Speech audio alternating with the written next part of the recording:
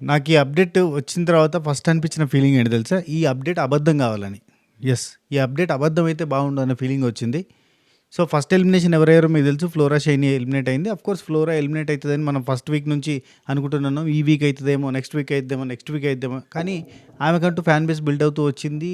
ఆమెను సేవ్ చేయడానికి ఈ సెలబ్రిటీ కంటెస్టెంట్స్‌కి సంబంధించిన వాళ్ళంతా నామినేషన్‌లో లేకపోవడం, ఆమె సేవ్ అవ్వడం అవుతూ వచ్చింది. కానీ ఈ వీకు కంపల్సరీ బిగ్ బాస్ మామ తీసేయాలనుకున్నాడు. తీసేయాలనుకున్న ప్లాన్ ప్రకారంగా 2 వీక్స్ నామినేషన్‌లో డైరెక్ట్‌గా అని చెప్పి అప్పుడు ఏదో ఒకటి ప్లాన్ చేస్తాడు. ఏదో ఒకటి చేస్తాడు. మసూస్ మారేడుగా చేసి ఆమె నామినేషన్‌లోకి తీసుకొచ్చిండు.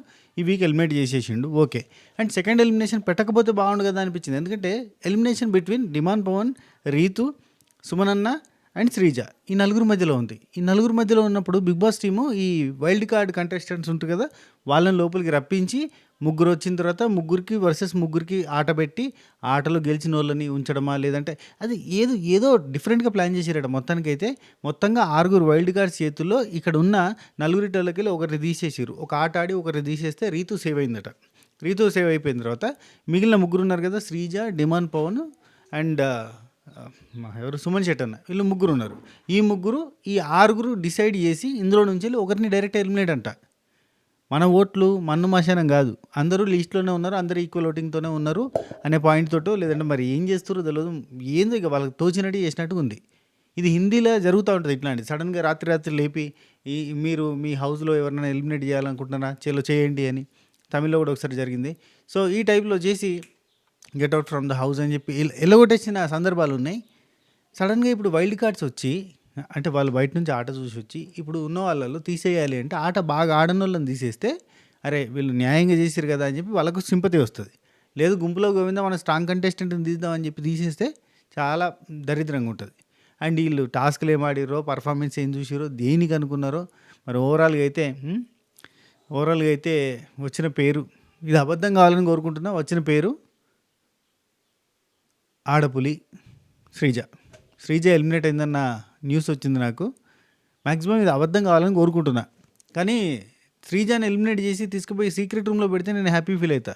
లేదు శ్రీజాని ఎలిమినేట్ చేసి ఎట్లాగో సీక్రెట్ రూమ్ అనుకుంటారు కదా వీళ్ళు, జనాలే ఓట్లేసి ఎలిమినేట్ చేయాలి, ఇట్లా కంటెస్టెంట్ ఎలిమినేట్ చేయకూడదు కదా అని చెప్పి సీక్రెట్ రూమ్ అనుకుంటారు కదా అని వాళ్ళు అనుకుని బిగ్ బాస్ టీం ఇంతగా ఆలోచిద్దామని చెప్పి ఈవెన్ తీసుకుపోయి బయట పారేస్తే కనుక అగ్ని పరీక్ష నుంచి తను చేసిన పోరాటం అవుతుందబ్బా. ఎందుకంటే తను చాలా టఫ్ ఫైట్ ఇచ్చిందబ్బా. కానీ ఇక్కడికి వచ్చిన తర్వాత ఎంతసేపు ఒర్రాలే, ఎంతవరకు ఒర్రాలే. ఎందుకంటే అగ్ని పరీక్ష అనే షోలో ఈ లిమిట్ దాటి ఒరిగినప్పుడు ఎడిటింగ్ అనే ఆప్షన్ ఉంటుంది. ఇక్కడ ఎడిటింగ్ అనేది ఉండదు. లైవ్లో 24/7 వస్తూ ఉంటుంది. ఎపిసోడ్లో ఎంత కంట్రోల్ చేసేద్దామన్నా లైవ్ ముచ్చటంతా బయటకు వచ్చేస్తుంది. లైవ్ ఫుటేజ్ అంతా బయటకు వచ్చేస్తుంది.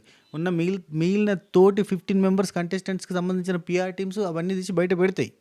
కాబట్టి ఎక్కడ దాక్కోవడానికి కుదరదు. కాబట్టి 24/7 మాట్లాడేటప్పుడు ఎక్కడ మాట్లాడాలి, ఎక్కడ మాట్లాడద్దు, ఎక్కడ స్టాండ్ తీసుకోవద్దు అర్థం కాక కొంచెం కన్ఫ్యూజన్లో స్టార్టింగ్ అంతా ఎందెందో చేసి అది రాంగని అధికారం ఇచ్చేసరికి ఆగమాగం చేసేసరికి ఆ ఫస్ట్ 2 వీక్స్ విపరీతమైన నెగిటివిటీ వచ్చింది. కానీ థర్డ్ వీక్ నుంచి కంప్లీట్గా చేంజ్ అవుతూ వచ్చింది.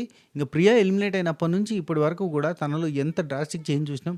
ఎక్కడ మాట్లాడాల్సి వస్తే అక్కడే మాట్లాడింది, స్టాండ్ తీసుకోబుద్ధి తీసుకుంది. అండ్ ఎప్పుడు కూడా అంటే సెల్ఫ్లెస్గా గేమ్ ఆడింది. గేమ్ అంటే గేమే. ఆపోజిట్లో నేను ఆడని పర్సన్ని సెలెక్ట్ చేసుకుని ఆడతా అనడం కానీ, ఏ పర్సన్ తనని టీంలోకి తీసుకున్నా కానీ వాళ్ళ కోసం 100% ఇవ్వడం కానీ, తన టీం కాకపోయినా జస్ట్ అంటే ఒక పర్సన్ ఇంజూర్ అయ్యింది కదా, ఆయన ప్లేస్లో ఆడాల్సి వస్తుంది అంటే హరీష్ గారి ప్లేస్లో ఆడాల్సి వచ్చినప్పుడు కానీ 100కి 1000% పెడుతుంది, పానం పెట్టి ఆడుతుంది. చూడడానికి ఇంతంత ఉంటుంది పిట్టపిల్లోనే, పిట్ట కొంచెం కూతగనం అనే సామెత ఆమె కోసం పుట్టింది అన్నట్టు ఉంటుంది. అంత స్ట్రాంగ్ కంటెస్టెంట్, అంత తోపు కంటెస్టెంట్, అంత సూపర్ కంటెస్టెంట్. అటువంటి కంటెస్టెంట్ని అట్లా ఉత్తగానే అంటే ఎంత 100% ఇస్తా. ఆపోజిట్లో ఏనుగు అంత బలవంతుడు రాని, ఈమె ఎలుకంత ఉండని పోయి కొట్టేస్తా అంటది. కొండను కూడా కొట్టేస్తా, నా పొట్టేలు కొమ్ములతోటి గుద్దేస్తా అని చెప్పి పోయేంత రకం. అంత మొండి పట్టుదల, అంత మొండి ధైర్యం. బయట కూడా మనం చూసిన ఇన్స్టాగ్రామ్లో ఇన్ఫ్లుయెన్సర్గా కూడా చాలా మొండి ధైర్యంతో మాట్లాడుతుంది. ప్రతి కాంట్రవర్సీలో, ప్రతి ఇష్యూలో, సోషల్ ఇష్యూలలో పోయి అనవసరంగా ఆమెకు సంబంధం లేకపోయినా ఏలు పెట్టి మరీ పెంట చేసి ఇడిచిపెడుతుంది. అఫ్కోర్స్ ఆ పెంట చాలామందికి నచ్చలేదు, ఆ వాయిస్ చాలామందికి ఇరిటేషన్ వచ్చింది. కానీ ఇప్పుడు ఆ వాయిస్ మీద కూడా కొంచెం కంట్రోల్ తెచ్చుకుంది. అనవసరమైన ఇక్కడ మాట్లాడతలేదు, ఆవేశపడతలేదు, చాలా కంట్రోల్డ్గా ఉంటుంది. అండ్ రీసెంట్ టైమ్స్లో అసలు ఫ్రెండ్షిప్ కోసం కూడా ఎంత 100% ఇస్తే ఫ్రెండ్షిప్ అనేది కూడా మనం చూసినాం. ఏంది శ్రీజబోత్ ఇంత బాధ అవుతుందా నీకంటే లిటరలీ ట్రూలీ మంచి డిజర్వ్డ్ కంటెస్టెంట్ అబ్బా. ఇప్పుడు కామనర్స్ నుంచి వచ్చినప్పుడు అగ్నిపరీక్ష షోలోనే 100% ఇచ్చింది. 100 కాదు 1000 ఇచ్చింది ఆమె. ఇచ్చినప్పుడు అసలు అంతమందిల 40, 45 మందిల శ్రీజ తన సైడ్ కాన్సంట్రేషన్ తిప్పుకుంది. అటెనక 15 మందిలో కూడా తనే నెంబర్ 1గా నిలిచింది. ప్రతి టాస్క్‌లో 100% ఇస్తది. ఓయమ్మ! శ్రీజ వచ్చిందంటే టాస్క్ గెలిచేస్తది. కానీ ఇక్కడ తనకి టైం రాక ప్రతిసారి రీసెంట్ టైమ్స్‌లో అయితే దేవుడా నాకు మంచి రోజులు తీసుకురా, ప్లీజ్ దేవుడా నీకు దండం పెడతా దేవుడా ప్లీజ్ నాకు మంచి రోజులు తీసుకురా. అరే ఒక్క టాస్క్‌లో కూడా నేను కరెక్ట్‌గా గెలుస్తలేను. నాకు ఏదన్నా టైం బ్యాడ్‌గా నడుస్తుంది అని బాధపడేది. అసలు చుట్టుపక్కల ఉన్నోళ్ళంతా నెగిటివ్ అంటే ఏం చేయాలో తెలవక రోజు ఏడుసుడు. బాగా ఏడుస్తా ఉండేది. ఎవరితో బాధ షేర్ చేసుకోలేదు. ఈవెన్ కళ్యాణ్ దోస్త్ అంటే ఫుల్ ఫ్లెడ్జ్‌గా 100% ఉంటాడంటే ఉండడు. మళ్ళీ ఆయన పోయి తనుజతోటి ఉంటాడు. ఒంటరిగా ఉంటది. ప్రియా ఉన్నంతసేపే తనకు తోడుండే. ప్రియా వెళ్ళిపోయినప్పటి నుంచి ఒంటరిగా ఉండి అయినా పోరాటం చేయడానికి సిద్ధపడ్డది. ప్రతిరోజు గెలవాలని తపన. మొన్న రోజు అంట ఇమాన్యుల్‌తోటి కూర్చుండి, ఇమోన్న నేను చిన్నప్పటి నుంచి నేను ఏ పోటీలో కూడా ఏ గేమ్స్ పోటీ స్పోర్ట్స్ దానిలో ఎక్కడ కూడా నేను లాస్ట్ రాలేదన్న. నేను ఎప్పుడు నెంబర్ 1లోనే ఉంటాను. నేను ఎప్పుడు గెలుస్తూనే ఉంటాను. నేను గెలవడమే అలవాటన్న. ఇక్కడ ఓడిపోతుంటే నాకు మనసు తట్టుకోలేకపోతుందన్న. నేను ఎక్కడ ఓడిపోనన్న బేసిక్‌గా అని చెప్తుంటే నాకు టక్కన అబ్బా పాపం అనిపించింది. కళ్ళలో నీళ్ళు తిరుగుతాయి. ఆ టైప్‌లో అనిపించింది. సో శ్రీజ తప్పులు చేయలేదంటే 100 కాదు 100 శిశుపాలుడి తప్పుల్లాగా లెక్క పెట్టుకుంటూ పోతే మనకి 99 తప్పులు చేసింది. కానీ ఆ 100వ తప్పు దగ్గర నేను తప్పు చేస్తున్నానని అర్థం చేసుకొని అక్కడి నుంచి మారుతూ వెనక్కి పోతూ ఒక్కొక్క తప్పుని క్లియర్ చేసుకుంటూ పోయి అయినా కానీ అక్కడ ఉన్న వాళ్ళు ఎవ్వరు కూడా తనని నమ్మలేదు. తను ఒకతే లోన్లీ సోల్జర్ అయిపోయింది. అలోన్ రేంజర్ అంటారు కదా, లోన్లీ రేంజరా అలోన్ రేంజర్ ఆ టైప్లో అయిపోయింది. పవర్ రేంజ్లో ఉండే తన పవరు టక్కన నువ్వు నెగిటివ్, ఈ హౌస్లో ఉన్న వాటిలలో అందరికంటే నెగిటివ్ నువ్వు, నీ దగ్గరకు వస్తే నెగిటివ్ వైబ్స్ వస్తాయి అని అందరూ అనడంతో ఒక్కసారి డ్రాప్ అయిపోయి కిందికి పడి మళ్ళీ పైకి లేవడానికి చాలా కష్టాలు పడి ఇప్పుడు కళ్యాణ్ని క్యాప్టెన్ చేస్తా అని మాట ఇచ్చింది. మాట ప్రకారంగా క్యాప్టెన్ చేసింది, చూపించింది. కానీ ఇప్పుడు చూస్తే ఏదో ఫ్లూక్లో తీసేసినట్టుగా అనిపిస్తుంది. మరి అది ఏం ప్రాసెస్ జరిగింది, అది నిజంగా జనాలు యాక్సెప్ట్ చేసిన ప్రాసెసా? లిటరల్లీ చెప్పాలంటే మనకు డెగ్జిమస్ మెరిడియస్ దగ్గర నుంచి ఇన్ఫర్మేషన్ ప్రకారంగా శ్రీజాకి టాప్ 3 ఓటింగ్ ఉంది. తనుజ, కళ్యాణ్ తర్వాత శ్రీజాకి ఓటింగ్ ఉంది. టాప్ 3 ఓటింగ్ సంజనాతో కాంపిటీటర్గా ఉంది ఓటింగ్లో. అటువంటి శ్రీజాని ఇప్పుడు వైల్డ్ కార్డ్స్ వచ్చి ఈజీగా తీసేస్తే మాత్రం ఇది నిజం కావద్దని కోరుకుంటున్నా. నాకు వచ్చిన అప్డేట్ అబద్ధం కావాలని కోరుకుంటున్నా. కానీ ఇదే నిజమైతే కనుక I'm very sad about this decision. చాలా మంచి ఫైటర్ అబ్బా, ఫైటర్ మామూలు ఫైటర్ కాదు, సూపర్ ఉమెన్, మామూలు ఉమెన్ కాదు. అంత ఫైట్ ఇస్తుంది. ఎంత ఉంటుంది అబ్బా, ఇంత ఉంటుంది మనిషి. దివ్యనికితతో ఫైట్ చేస్తూ ఉంటుంది. మళ్ళీ ఇక్కడ చూడు ప్రతి దగ్గర మానవత్వం ఉంటుంది. ఇప్పుడు చూడు దివ్యనికిత డ్రెస్ ఇట్లా పైకి పోయిందని చెప్పి ఆ బెడ్ కిందికి దిగితే దివ్యనికిత అవుట్ అంటుంది ఈ మనిషిని.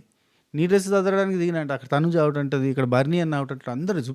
అందరూ ఎగబడతారు ఆ మనిషిని అవుట్ చేయడానికి. అందరికీ ఇట్లా కనబడుతుంది మెర కంట్ల నలక పడ్డట్టుగా అంటారు కదా, ఆ శాస్త్రంగా ఆ మనిషిని చూస్తే అట్లా అనిపిస్తుంది. అయినా కానీ అక్కడ తట్టుకున్న నెగిటివిటీ మధ్యలో ఉండి అందరితో మళ్ళీ మాట్లాడుతుంది, నవ్వుతుంది, జోకులు వేస్తుంది. మేబీ సీక్రెట్ రూమ్ అయి ఉంటే బాగుంటుంది. లేకుండా ఎలిమినేట్ చేస్తే కనుక నాకైతే కొంచెం బాగా అనిపిస్తుంది. చూద్దాం.